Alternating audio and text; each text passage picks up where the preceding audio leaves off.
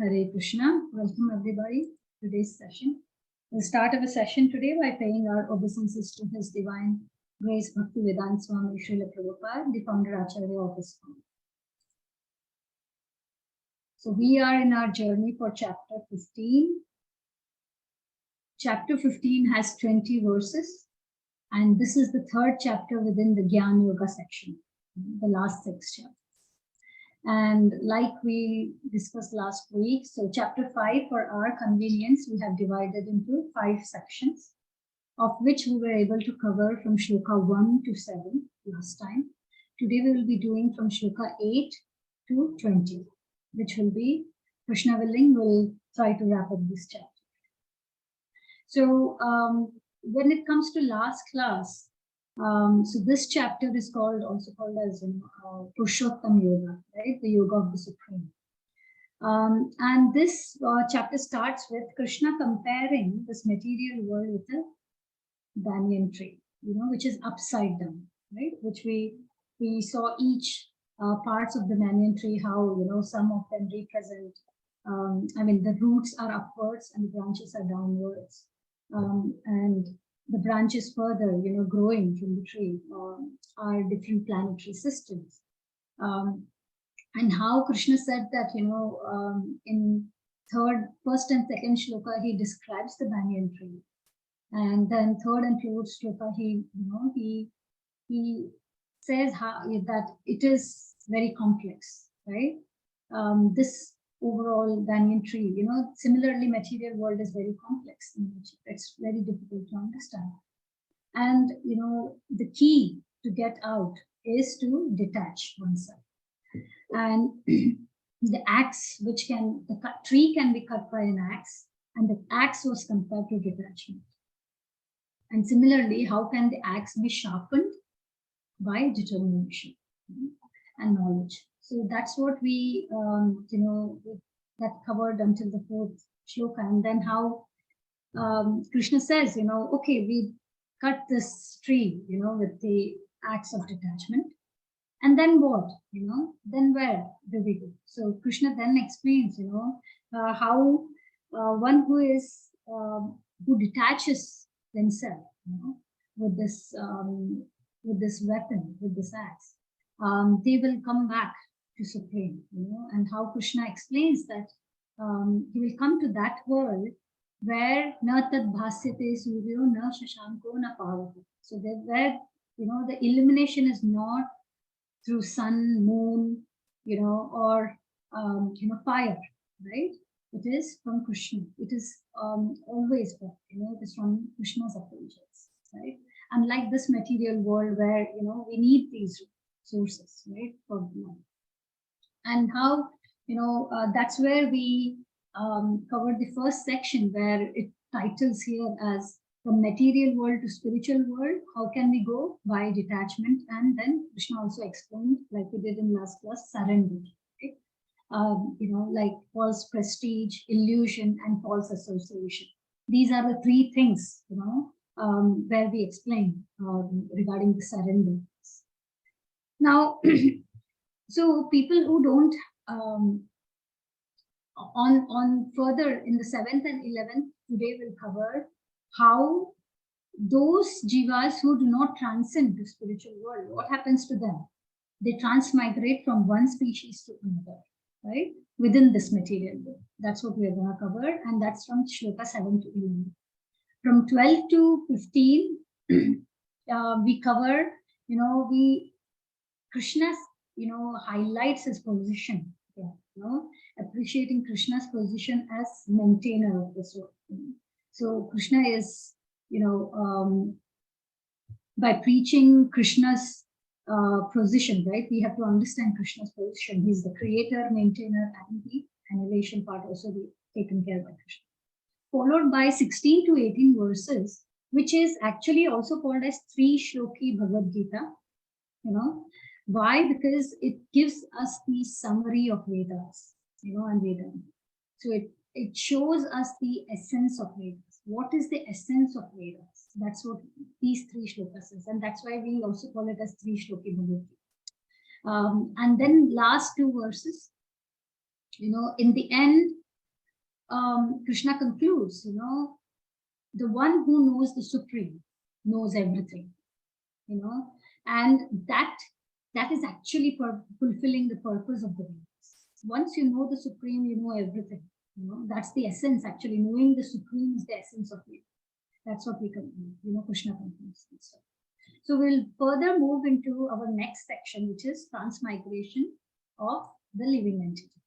See, in prior section of this, we learned that we can detach from this material world, through the acts of, sharpening the acts of determination. Now, unless we don't detach, we will undergo this transmigration in this material world, where we will transform from one body of species to another body. Okay, and that's what Krishna highlights. So this was the shloka which we gave for recitation also. It is very important shloka. Identity of living entity. Yeah. So mama ivansha jiva loke jiva bhutah sanatanaha manah shastrendriyani prakriti stani karshati. The living entity in this conditioned world are my eternal fragmental parts. Due to conditioned life, they are struggling very hard with the six senses, which includes the mind. Okay, Krishna is highlighting here mamai vanshu. So what is Krishna saying? They are all my anshas. Mama means mine, right? And ansha, we know ansha is what? Fragmental parts, right? That's what Krishna is saying. So fragmental parts, as we are his eternal fragmental parts.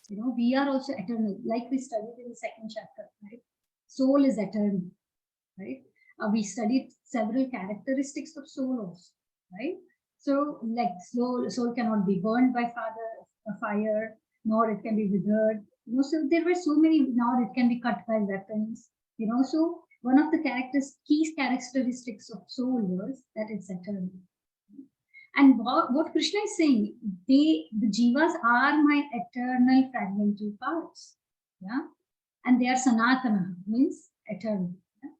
Manah shastra indriyani, shashtra means six, right? Indriyas are what? Senses, right? And how six senses? Krishna is including the mind here, including the mind, which is the sixth sense, prakriti sthani karshati. So because of this, they are conditioned. They are conditioned in these three modes of material nature. That's what Krishna is saying. Okay. So it's only because, and then he says, they are struggling very hard. We are struggling very hard in these three modes. And that's what we covered in the last chapter as well, right? In the modes. Now, when we talk about fragmental parts, we can compare it with, an example, say, a rose, right? A rose and its petals. Now we have a rose and we have some petals, right? Will the smell of, both be the same?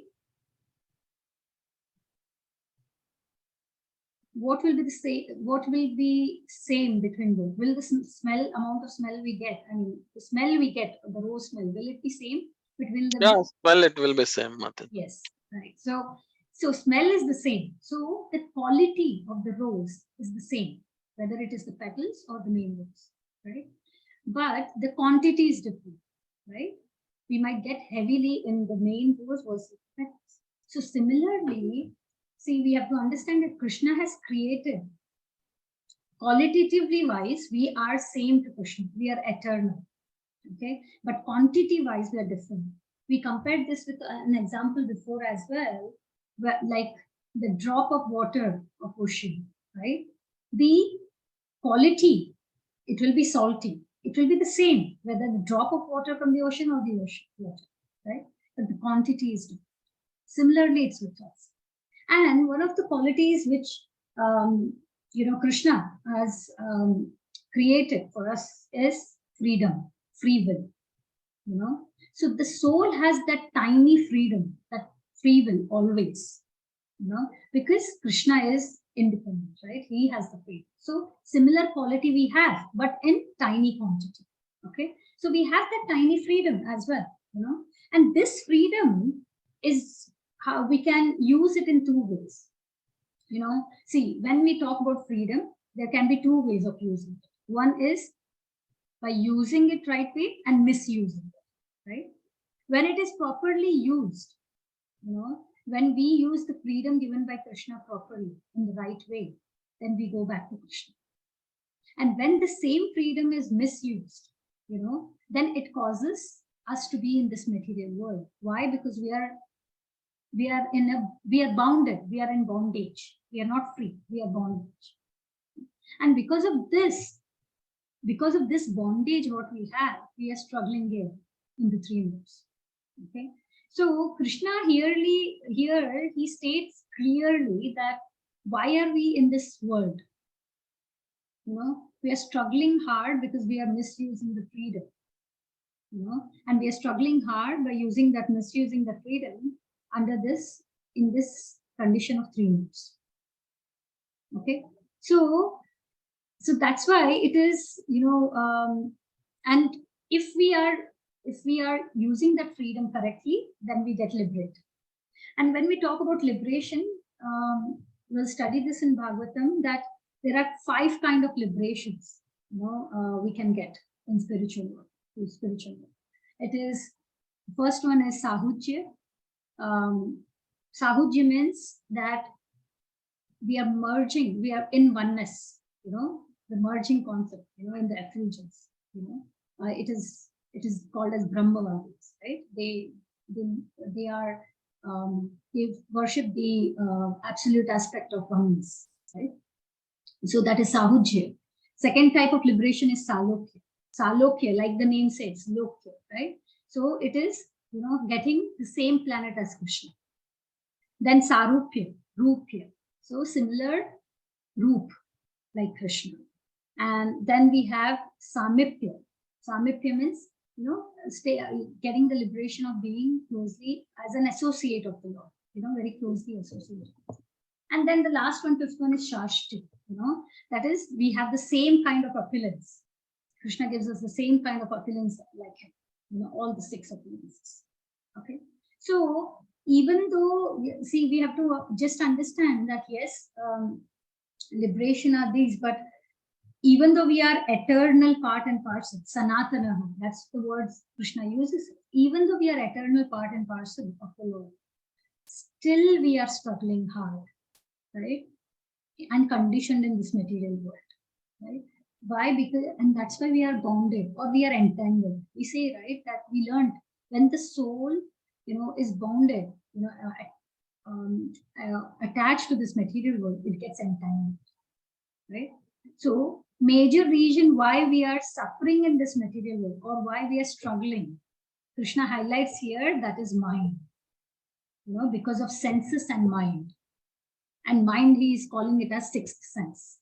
And it is the strongest. We studied in the 6th chapter. Mind can be our enemy as well as it can be friend. And how Arjuna also, confesses that it's easy for me to control, the wind, but not the mind, a warrior like Arjuna, a devotee like Arjuna. So definitely Krishna also acknowledges that in 6th chapter that I agree, it's not easy, controlling mind is not easy. But Krishna also gives the solution, right? That by consistent practice of devotional service, we can control. Because it is the subtle part of the body. Mind is, like we learned, the gross part of the body and the subtle. Gross part of the body are made up of 5 elements, right? Earth, water, fire, air.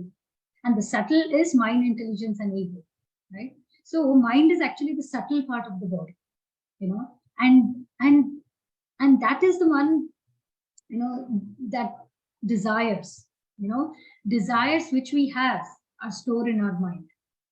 And because it is the subtle part, it is carried forward to our next body as well, whatever body we get. That's why, it's all the basis of desire. That's what Krishna highlights in the first, second shloka, right? The platform on which this is, it's desire. Desire is the key. And these desires are stored in mind. That's why it is the strongest. So we have to work towards making our mind our friend, which will take us back to body, not our enemy, which will hold us here struggling. That's what Krishna is saying. Yeah. And from the purport, we have before we go to the purport. So the 8th, 9th, and 10th shloka, Krishna is highlighting, how we undergo this transmigration. So 8th shloka is about the living entity in the material world carries his different conceptions of life from one body to another, right? As the air carries aroma. Thus he takes one kind of body and again fits it to another. Now, Krishna compares here to air, right? Wind. Now, when the air blows, it carries the aroma from one place to another until a long distance, right? Similarly, we carry our conceptions, just like air, to our several next lives, because those conceptions are by our subtle body and they are based on our desire, desire and karma. So based on desire and karma only we get our next body, right? But these conceptions are carried forward for long, like the air carries, the smell, the aroma. Yeah? Now, 9th shloka, he mentions that the living entity, thus taking another gross body, obtains a certain type of ear, eyes, tongue, nose, sense of touch, which are grouped about the mind. Yeah, he thus enjoys a particular set of sense objects. So, depending on our past activities and our desire, we get a new body, one among that 84 lakh species, right? And in these two shlokas, actually, Krishna has explained the process of transmigration. Yeah. So whatever conceptions and activities we do in this material world, in this body, it will impact and determine our next birth. Right. So we studied this with an example in early chapters with a cockroach, right? That throughout a life, a person has done activities which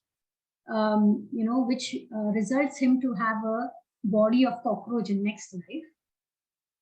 But towards the end of the life, he desires, the desire of that person is to stay in a palace. So in the next life, he will take birth as a cockroach in a palace. So it is the combination of our karmas and our desire through which we determine our next body and life. Okay.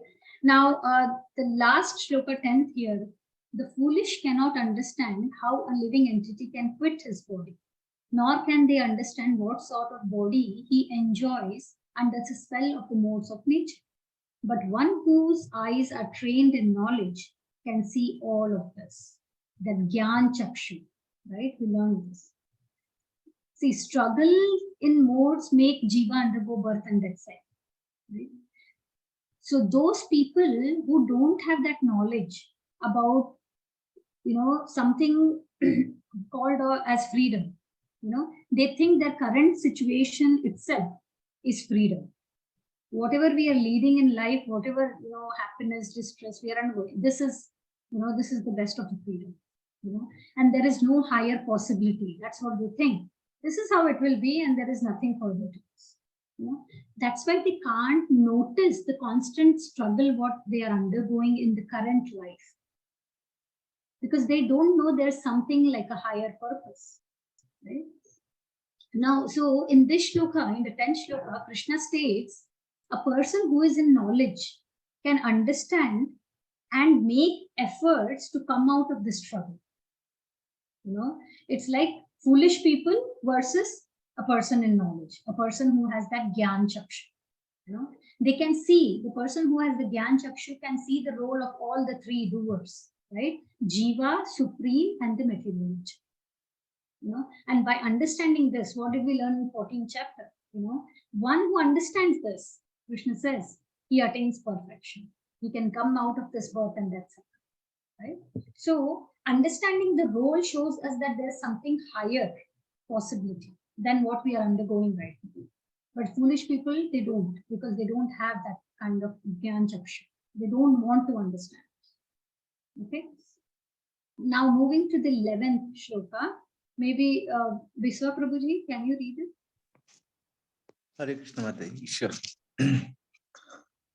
Soul's transmigrations, who can see? The enduring transcendentalists who are situated in self-realizations can see all this clearly. But those whose minds are not developed and who are not situated in a self-realizations cannot see what is taking place, though they may try. Bhagavad Gita 15.11. Thank you. So again, if we are associated, I think 4th chapter, right? We learned about the importance of parampara. This knowledge, Krishna says, evam parampara prapta. It has to come through authorized parampara, through an authorized sampradaya. Right? Now, if we endeavor and learn from an authorized sampradaya, only when you are in the chain of the authorized sampradaya, you will see a transformation within yourself. Transformation will only happen when it is, we learn Bhagavad Gita or scriptures from an authorized sampradaya. Then definitely we'll be able to understand in due course if we are getting that from an authorized sampradaya. Okay, but some may endeavor, say, by just speculating, doubting, as an curiosity, or they might do like we learned about spiritual shopping, right? This can give me this, let me take this, but that's not the right consciousness. So even if they try, by speculating, by doubting, they may never be able to reach the position of self-realization. Self-realization we studied in detail before, that, realizing that there are these factors, right? Understanding that we are soul, Krishna is super soul and supreme, and the relationship between the soul and the super soul, right? That we are eternal, part and parcels, we are servants of Krishna, Jivera Sarupa Hoy, Krishnera Nittas, right? We are eternal servants of the servants of the servants of Krishna, right? So transcendentalists, they are self-realized, they are pure devotees, they are self-realized. Depending on the absolute aspect they are worshipping, but transcendentalists, they are self-realized, right? So that's why they can see clearly, but if there is a person who is not self-realized, they will not be able to understand this whole concept of transmigration. That's what Krishna said. Now with that, we move to the verse 12 to 15. Now so people who don't have that kind of Gyan Chakshu, people who are not in knowledge, which we just studied, right? They are on material platform, right? They cannot attain Krishna. So now Krishna is saying in this section that he says that he as Supreme also tries his best to help these people who are struggling in this material. They can as well come out of this material. They can as well go back to Krishna, by beginning their Krishna consciousness, by doing what? By starting their Krishna consciousness journey, by at least appreciating Krishna's position as the maintainer of this world. So Krishna in this section will see how he helps us in cosmic level as well as personal level, 2 levels. Yeah. So cosmic level, where all of these planets, sun, moon, stars, everything, how he is the source. And then at personal level also we see where he gives, example of how even as basic as eating food and digesting that food, he is the reason why we are able to digest the food. Okay, so moving to this section. So maybe Hari Krishna Prabhuji, can you read it?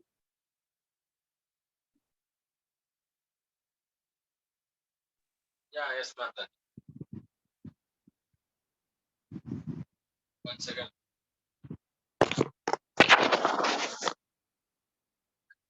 Krishna maintainer at cosmic level. Bhagavad Gita 15.12. The splendor of the sun which dissipates the darkness of this whole world, comes from me, and the splendor of the moon and the splendor of the fire are also from me. Bhagavad Gita 15.13. I enter into each planet and by my energy they stay in orbit. I become the moon and thereby supply the juice of life to all vegetables. Thank you. Thank you, Mataji. Thank you, Prabhuji. So Krishna in 12th shloka is saying he is the splendor of the sun, and sun dissipates the whole darkness, right? And he also the splendor of moon and the splendor of fire. Everything. He is the source. Yeah. Now in 10th chapter, which was also titled as the opulence of the absolute, right? Krishna stated many opulences, like he mentioned he's the light of the light of all the lights, he is the sun, right? Of all the stars, he is the moon. Of all the sacrifices, he is japa, that is chanting, right? So he highlighted many opulences in that whole chapter. So Krishna here is stating that without Krishna's opulence, we cannot survive in this world. He makes all the required arrangements for us even before we come into this material, during the creation of this material world itself. He has made all the required arrangements through his opulences. So all energy and light we receive, it is coming from him. Okay, just imagine, sun, for example, he has mentioned here, sun is so important for us. Right? It's the reason for our survival. Without sun, we won't be able to get rain, right? If there is no rain, how will we get water? Which is very basic necessity in life. Without sun, the plants cannot carry out our science, right? I mean, the photosynthesis and everything. So how will they produce? And then what will we eat? As basic as water, eating, light, everything. If there is no sunlight, there will be extreme cold climate. We will be suffering. There will be darkness. Even though we have eyes, we won't be able to see. So sun is such a primary factor. And Krishna is saying all that because of the sunlight you're getting, it's all because of my opulence. That's what he is declaring here. Similarly with moon, I must agree that until I didn't come into, I did not study Bhagavad Gita, I did not realize that moon light is so much important for us as well. I mean, it is the reason moonlight is responsible to have the fruits and vegetables, the taste and fruit juice of the fruits and vegetables that needs moonlight. It's only, because usually in science we study sun, right? But yes, Krishna is also, moonlight is mainly responsible to have the fruits and vegetables juicy and fresh. That's the reason. The taste, the juiciness of the vegetables are actually coming from the moonlight. Okay. And then he says that in 13th shloka, I enter into each planet. We studied this. Mahavishnu expands as Garbhodaksha Vishnu, and Garbhodaksha Vishnu is in each planet. And then further, Garbhodaksha Vishnu expands as Kshirodaksha Vishnu. Kshirodaksha Vishnu is, the super soul in each atom. Okay, so he enters into each planet. That's what he's saying, by my energy and staying to all these planets. They are rotating, they are on their orbits. How? Because of the opulence of Krishna, energy of Krishna. So see, overall the point here is that there are many mechanisms ongoing around us, but we have to start seeing the hand of Krishna in everything. That's very key. And these two verses mainly show us how Krishna is maintaining every living entity at the cosmic level. And next verse will show us how Krishna is maintaining everything at our personal body level as well. Okay, so we'll move to the next verse, 14th verse. So Krishna maintainer at personal level. So 15.14, I am the fire of digestion in the bodies of all living entities, and I join with the air of life. outgoing and incoming, to digest the 4 kind of foods. So in Ayurveda, right, we learned this. There is a fire in the stomach, which is the most important to digest the food. It is called as Jataragni, right? And it's that fire which makes us also feel hungry, and the airs are helping us to move and digest the food. So Krishna is saying that it is him, it's his opulence it's him who is the fire. So Krishna is not only responsible for giving us sun and moon to make the food, but also he is responsible to have a system within us which can allow us to digest that food which we eat. So, and the 4 kind of foods, what here we mentioned is, these are that foods, some foods can be chewed, some can be licked, some can be drunk, and some can be licked. Okay, so he is the digestive force of all these 4 kinds of foods. Okay, see, we have to, that's why it's very crucial. These 3 shlokas give us very beautiful understanding as how Krishna outside us is also responsible for maintaining everything, even inside us. Everything, be it our brain, heart, everything. So more than us, Krishna is actually eager to get us back to him. And he wants us to elevate so that we can go back to him. By understanding, at least he is the maintainer. This is what is the basic. Somebody can start Krishna consciousness, at least acknowledging that Krishna is the maintainer. And that's why he's giving these stories. So moving further is, yes, 15. So 12 to 15 shloka, it is about Krishna, how he is the maintainer. In this shloka, now in the prior shlokas, he highlighted how externally at cosmic level, he is maintaining us at personal level within the system of the body. And now he is saying how even he is situated as a super soul in us. So as Paramatma, Krishna initiates all activities. Again, this is one of the important shlokas. You might have heard me quoting this quite a lot of times, where we say that the essence of Vedas is to understand Krishna. Vedescha sarvair aham eva vedya. Right? This is that one. So, sarvasya chaham hridisanya vishnu mattah smriti jnanam apohanam cha vedescha sarvair aham eva vedyo vedanta kad vedavit eva chaham. I am seated in everyone's heart, and from me comes remembrance, knowledge, and forgetfulness. By all the Vedas, I am to be known. Indeed, I am the compiler of Vedanta, and I am the knower of the Vedas. Okay, so very important shloka. So where Krishna, states that it's him who is in our heart, right? And in our heart, he is in our heart as form of super soul, and in the form of intelligence. That super soul helps us to give that intelligence. There are some times where we are stuck in a situation, and we get internally, we get that vibe, what we call as our sixth sense, or my conscious, right, which is guiding us that to do the right things. So it's like someone within you is making you make the right decision. It's not we give the credit to ourselves. No, it's not us. It's the super soul who is guiding us and helping us from within to make the right decisions. Okay. So Krishna here is highlighting 3 things.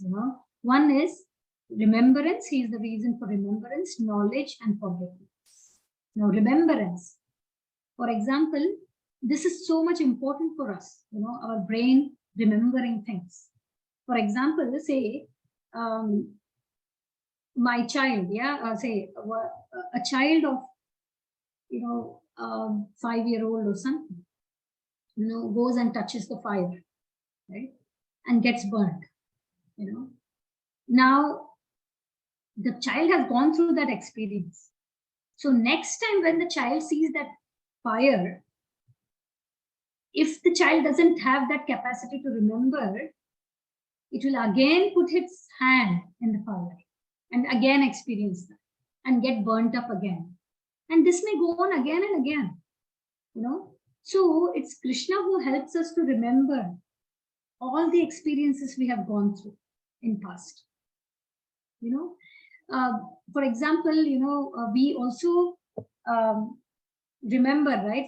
This is a kind of burning hands in the fire might be a bit painful, but maybe something interesting example would be, say we eat something somewhere in a particular restaurant, you know, and how our brain next time, you know, it reminds us that, oh, it was that restaurant, that place, this item, you know, which was so delicious, you know. So this remembrance is important for us, you know, to have those experiences in life so that we don't undergo the same difficulty again, right? So he's so merciful within us that he has given that capacity of remembrance in us, you know. In fact, every moment you say, you know, when we get up in morning, we know we have to brush our teeth. How? Because we remember this is how the day starts. And if we don't remember, we'll go mad, you know, we won't know what to do. As simple as, you know, when we log in into work, what if we forget the password of the laptop? You know, how will we get in? It's so basic things, you know. So remembrance is a key, and that's what Krishna gives us. Yeah, he gives us also the second thing, knowledge. He mentions, right? Knowledge through what? Knowledge through Shastras, right? Through Bhagavad Gita, through Srimad Bhagavad. Right? He's giving us, you know, he's communicating to us. He's writing us letters through these scriptures, but we are not responding. You know, it's us. And then forgetfulness.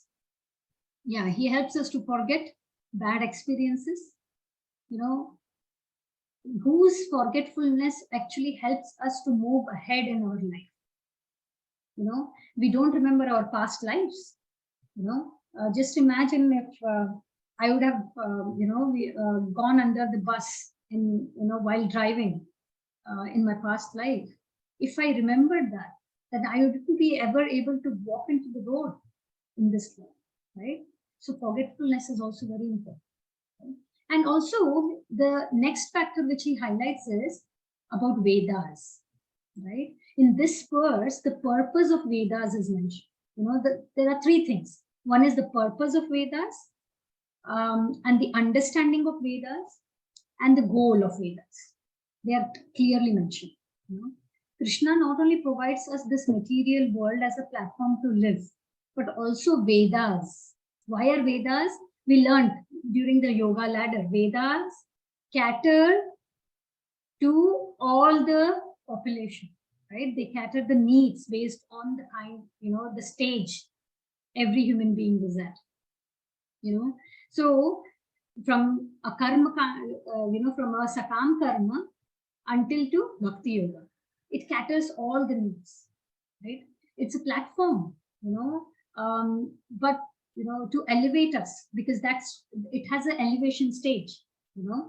From sakama, you move to nishkama, right? From nishkama, so it is stages for us to elevate us slowly and gradually to bhakti yoga, so that we can go back to Godhead.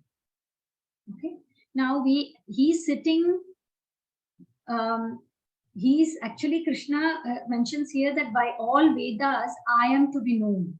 So what is the sar? You know, what is the purpose of Vedas? In the end, after reading all the Vedas, the purpose is to know Krishna, to understand Krishna. You know, that he is the supreme. And then he mentions, I'm the compiler of Vedanta, right? Means in Vyasdev, right? Krishna, Vyasdev is an incarnation of Krishna, right? So he's the compiler of Vedanta, and I am the knower of Vedas, right? So the ultimate goal of Vedas is what? To know Krishna, because Vedas for us are gradual elevation to reach our goal, right? And he's also compiler. Vyasdev is actually called as the Shaktavesh avatar of Krishna. Shaktavesh avatar is, you know, incarnation who are given a specific power, you know, and Vyasdev was given that power to have the Veda. Yeah? And he's the, see, when we have a book, for example, who can tell us details about the topics mentioned in that book? You know, where exactly what section comes? Who can tell us? Index. Yes, and say I don't even open the book. Who will be the right person to say? Index might have the chapters, right? But say this concept, where is that mentioned? Who already read that book? Yeah, and the main thing is the author who has written the book. Yes, yes. Right. So the author can tell us everything about the book. The amount the author knows, nobody would know about that. Similarly, you know, because, you know, when we say Krishna is the knower of Vedas, you know, that means why? Because he's the author also, you know, like, you know, who wrote the Vedas? You know, Vyasdev. Krishna Deva Pyan Vyas. Right? Vyasdev is the, like I said, is the incarnation of Krishna.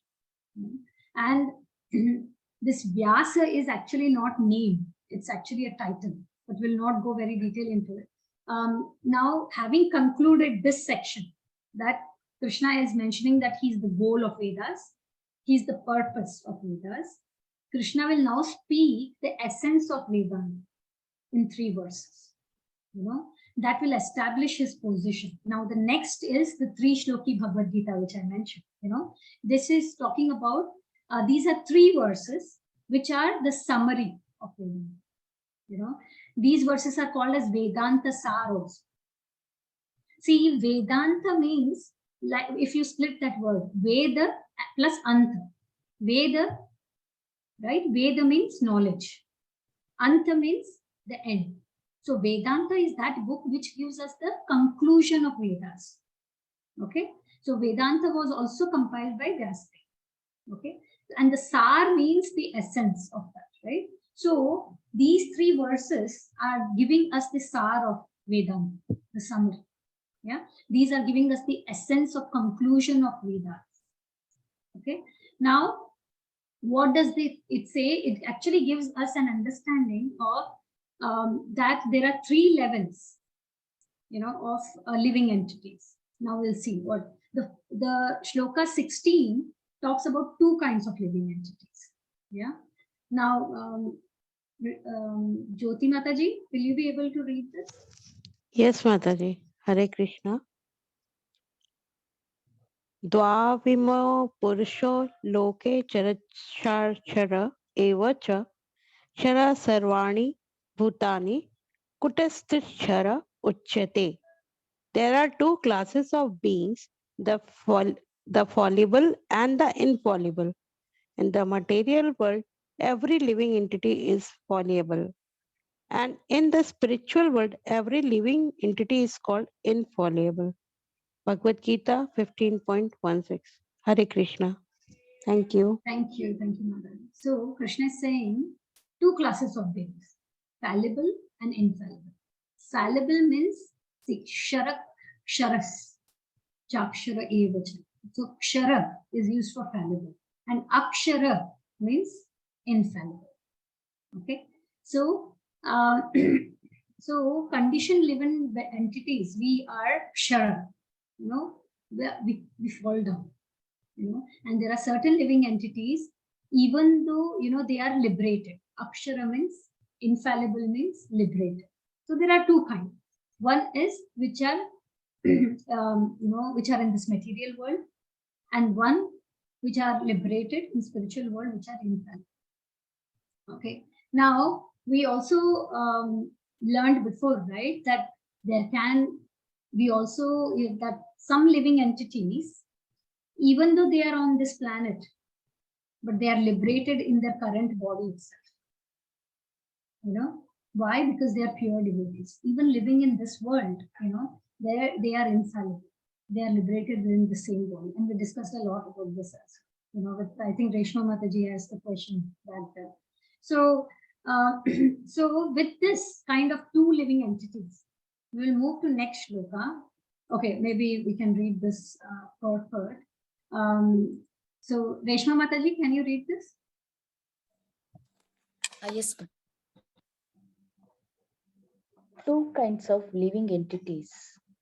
The living entities are eternally separated parts and parcels of the Supreme Personality of Godhead. When they are in contact with the material world, they are called Jiva Bhukta. And the Sanskrit words given here, Kshara Sarvani Bhutani, mean that they are fallible. Those who are in oneness with the Supreme Personality of Godhead, however, are called infallible.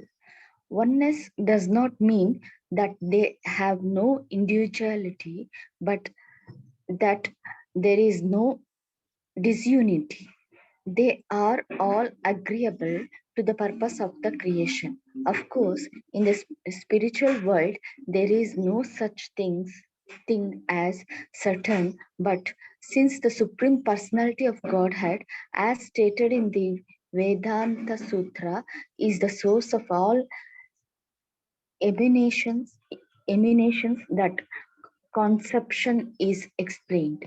Bhagavad Gita 15.16. Thank you, Mataji. So Prabhupada explains how, again, fallible and infallible, right? And when we say infallible, the word oneness comes here again, and he highlights again that oneness does not mean that we merge. That is the thought process of we learned before Mayavadis. So oneness means that the desires of Krishna and us are aligned, and our desire is to love and serve Krishna. So oneness also means that we are same qualitatively, but quantitatively we're different. Okay, and further to this fallible and infallible, Krishna now highlights his position, because this section he's highlighting his position, right? So 17th shloka, the super soul beyond Kshara and Akshara, beyond fallible and infallible. Yeah. Uttamaha purushasva anyaha paramatmeti udharataha yo lokatrayam avishya bibharti avyaya ishvaraha. Beside these two, there is the greatest living personality, the Supreme Soul, the imperishable Lord Himself, who has entered the three worlds and is maintaining them. So Krishna is now raising it up. So beyond the living entities, fallible and infallible, there is Super Soul. And so which is and beyond Super Soul is Krishna. Because Super Soul is an expansion of Krishna, right? So then beyond Super Soul is the Supreme Person, that is Krishna, which is the next verse. So we'll go to that verse, which is 18. So Paramatma, Super Soul. So Prabhupada in the purport says the idea of this verse is very nicely expressed in Katha Upanishad and Shvetashvara Upanishad. It is clearly stated there that about the innumerable living entities, some of whom are conditioned and some of whom are liberated, there is a Supreme Personality who is Paramatma. The Upanishadic verse runs as follows: Nityo Nityanam Chetananam. The purport is that amongst all the living entities, both conditioned and liberated, there is one Supreme Living Personality, the Supreme Personality of Godhead, who maintains them and gives them all the facility of enjoyment according to different work. That Supreme Personality of Godhead is situated in everyone's heart as Paramatma. A wise man who can understand him is eligible to attain perfect peace, not others. So Prabhupada is highlighting a wise man, right? An intelligent man who can understand this will be at peace. Yeah. So moving to 18th verse, Lord Krishna, the Supreme Lord, right? See, here Krishna highlights again, from this shloka, we can clearly see that the Supreme is a person. It's not impersonal, like the Mayavadis and Brahmavadis. Okay, it's a person. Yasmat ksharam atitoham aksharad api chottamah atosmi loke vedecha Pratitaha Purushottamaha. Right, the word Purushottama is coming here, which is very, very important. Yeah, Purushottama is Purusha Uttam.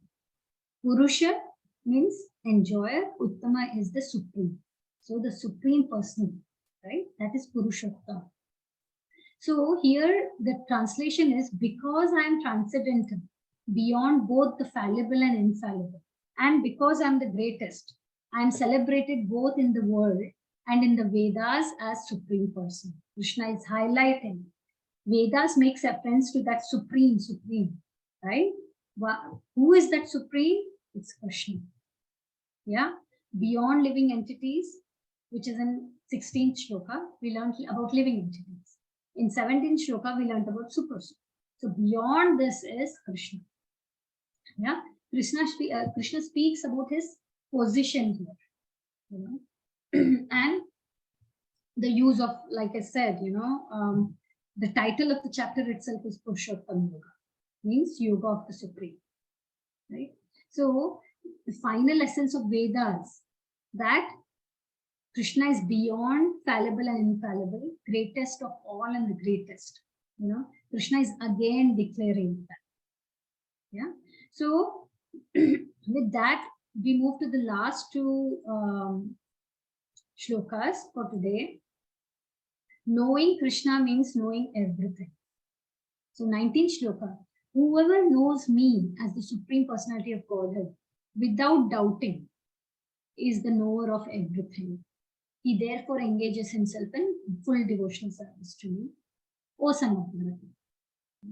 And 20th verse, this is the most confidential part of Vedic scriptures, O sinless one, and it is disclosed now by me. Whoever understands this will become wise, and his endeavor will know perfection.